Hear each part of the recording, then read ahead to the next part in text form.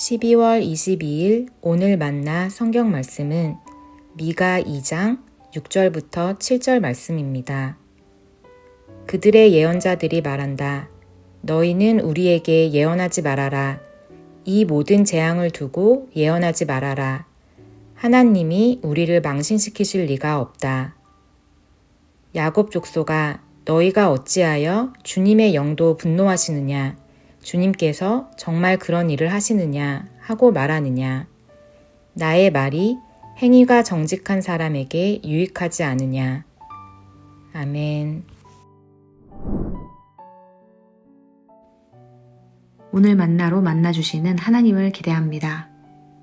성경을 읽다 보면 암송하고 싶을 만큼 은혜가 되는 말씀이 있는가 하면 때로 이해하기 어려운 말씀도 있습니다. 특별히 하나님의 자녀인 이스라엘을 향해 선포된 심판과 경고의 말씀들이 그렇습니다.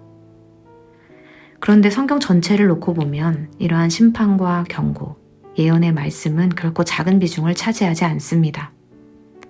구약 성경의 상당 부분은 예언서로 이루어져 있고 그 예언서의 중심에는 하나님의 백성을 향한 책망과 경고가 자리하고 있습니다. 더 나아가 예수님께서도 공생의 시작에서부터 회개하라는 단호한 선포로 말씀을 시작하셨습니다. 성경의 하나님은 언제나 위로만 하시는 분이 아니라 삶의 방향을 바로잡도록 말씀하시는 하나님이십니다. 오늘 우리가 마주한 미가서 2장의 말씀은 바로 그런 본문입니다. 특히 6절의 말씀은 당시 백성들의 영적 상태를 적나라하게 보여줍니다.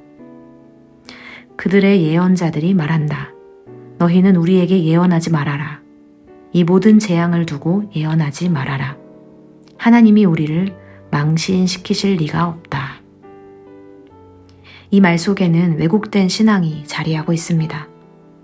하나님이 우리를 망신시키실 리가 없다.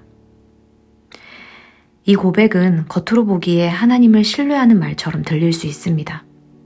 그러나 실상은 하나님을 내 편으로 고정시켜두려는 욕심에 더 가깝습니다. 하나님을 신뢰한다는 말이 하나님의 뜻 앞에서 자신을 점검하는 태도로 이어지지 않고 오히려 하나님의 성품과 행동을 미리 규정해버리는 방식으로 작동하고 있기 때문입니다.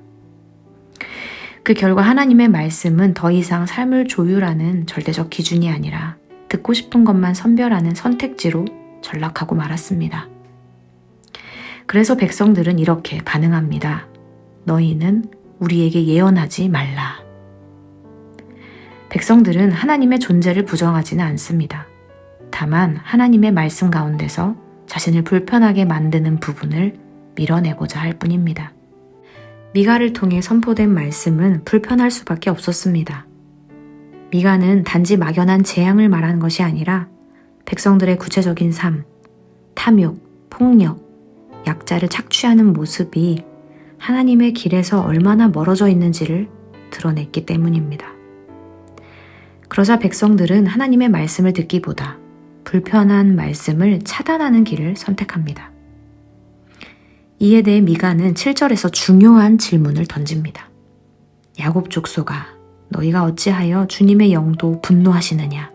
주님께서 정말 그런 일을 하시느냐 하고 말하느냐? 나의 말이 행위가 정직한 사람에게 유익하지 않으냐? 이 질문은 하나님의 성품을 둘러싼 오해를 드러냅니다. 미가는 하나님의 심판을 하나님의 변덕이나 분노로 오해하는 백성들을 향해 분명히 말합니다. 문제는 하나님의 말씀이 아니라 백성들의 삶이 말씀에서 벗어나 있다는 데 있습니다. 하나님의 말씀은 사람을 살리는 말씀입니다. 심판의 말씀조차도 정직하게 하나님 앞에 서려는 자에게는 회복의 출발점이 됩니다. 그러나 삶을 바꾸고 싶지 않은 사람에게는 그 말씀이 점점 힘을 잃게 됩니다. 사랑하는 성도 여러분, 이 말씀을 오늘 우리의 삶에 비춰보길 원합니다. 하나님의 말씀은 우리를 정죄하기 위해 주어진 것이 아닙니다. 그러나 우리를 그대로 두기 위해 주어진 것도 아닙니다. 하나님의 말씀은 언제나 우리를 하나님의 길로 인도하는 사랑의 언어입니다. 그래서 때로는 위로보다 먼저 회개를 요구하시고 안심보다 먼저 멈추어 서게 하십니다.